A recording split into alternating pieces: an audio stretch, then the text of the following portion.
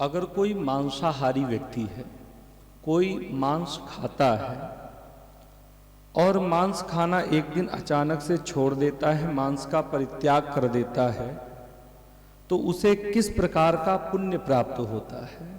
तो सुनिए, जो मांसाहारी व्यक्ति है अगर वो मांस खाना छोड़ दे तो उन्हें बहुत बड़ा पुण्य प्राप्त होता है। कैसा पुण्य? तो महाभारत के अनुशासन पर्व के अंतर्गत दान धर्म पर्व में कहा गया है कि इष्टम दत्तमधीतम च कृतवश्च सदक्षिणाः अमांस भक्षणस्यैव कलाम नार्हन्ति खोडसीम्।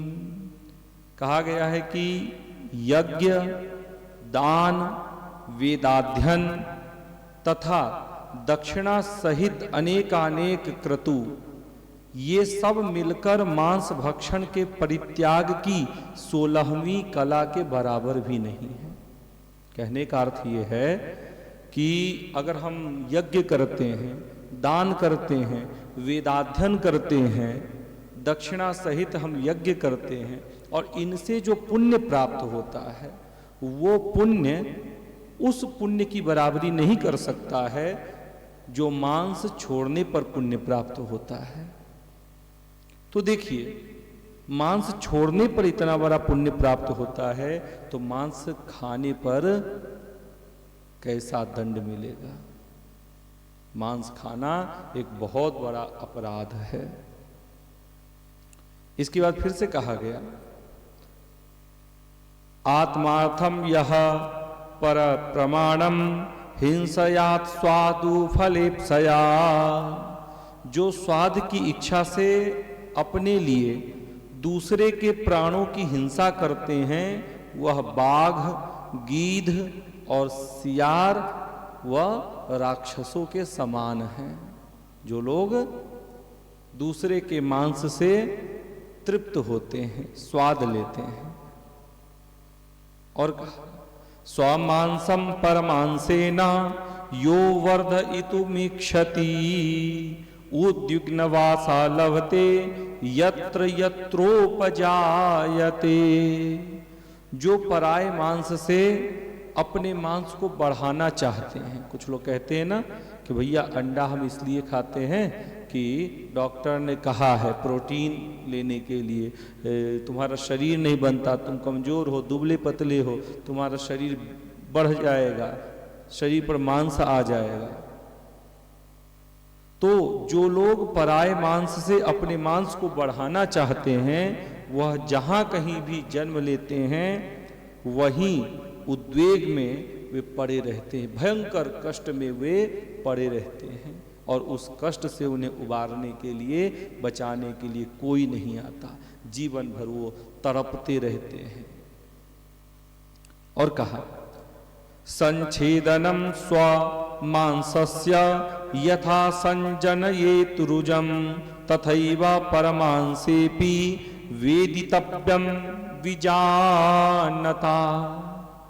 जैसे अपने मांस को काटना अपने लिए पीड़ाजनक होता है, उसी तरह दूसरे का मांस कटने पर भी उसे बहुत पीड़ा होती है। यह प्रत्येक विज्ञ पुरुष को समझना चाहिए, ऐसा जानना चाहिए। यस्तु सर्वाणि मांसानि यावज्जीवं न भक्षयेत न स्वर्गे विपुलम स्थानम लभते नात्र संशयः।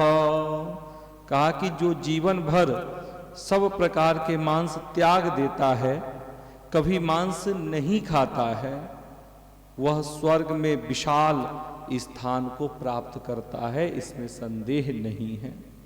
जो मांस भक्षण का त्याग कर देते हैं। अन्य लोग स्वर्ग में जाएं अथवा न जाएं, लेकिन जो मांस भक्षी लोग हैं, जो मांस खाते हैं, जो मांसाहारी हैं, जिन्हें बहुत बुरी लत लग चुकी है, ऐसे लोग अगर मांस का त्याग कर देते हैं तो उन्हें निश्चित ही स्वर्ग आदि की प्राप्ति बिना किसी देवता की उपासना किए, बिना हरि भजन किए ही प्राप्त हो जाता है ये स्वर्गलोक। तो मांसभक्षी जन, जो लोग मांस खाते हैं, वे मांस का त्याग करें। उनके लिए यही पूजा है, यही उपासना है, यही स्वर्ग आदि की प्राप्ति के लिए सबसे उत्तम साधन है उनके लिए। और कहा यत तु वर्षशतम पूर्णम तप्यते परमं तपः यच्चापि वर्जयेन मांसम सममे तन्नवा समम। कहा कि मनुष्य जो पूरे 100 वर्षों तक उत्कृष्ट तपस्या करता है, कोई मनुष्य 100 वर्षों तक उत्कृष्ट तपस्या करता रहे, और जो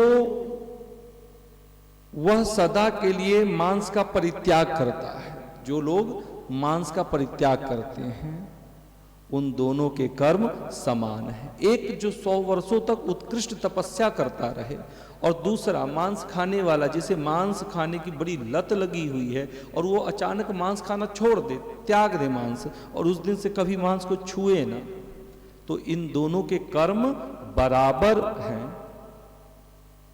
इन दोनों अर्थात तपस्वी जो 100 वर्षों तक तप करता रहा, उसे जो पुण्य प्राप्त होता है, वही पुण्य मांस त्यागने पर प्राप्त होता है।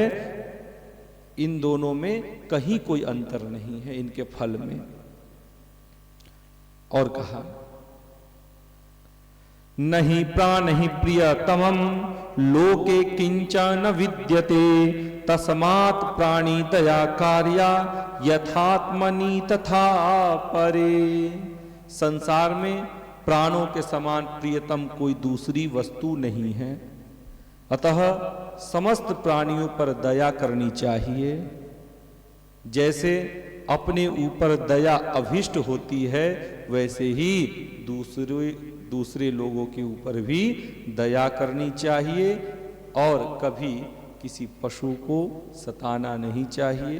क्योंकि याद रखिएगा, जो बोल नहीं सकते हैं उन्हें कष्ट देने पर हमें बहुत भयंकर पाप लगता है। तो कभी भी किसी पशु की हत्या ना करे, उनका शिकार ना करे, उन्हें खाए ना। एक बात और ध्यान रखिएगा कि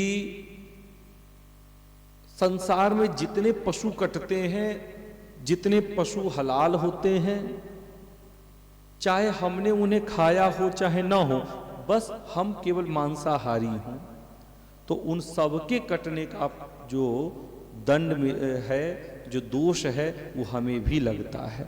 क्योंकि हमारे कारण आज पशु काटे जा रहे हैं, उनकी हत्या हो रही है, तो उनके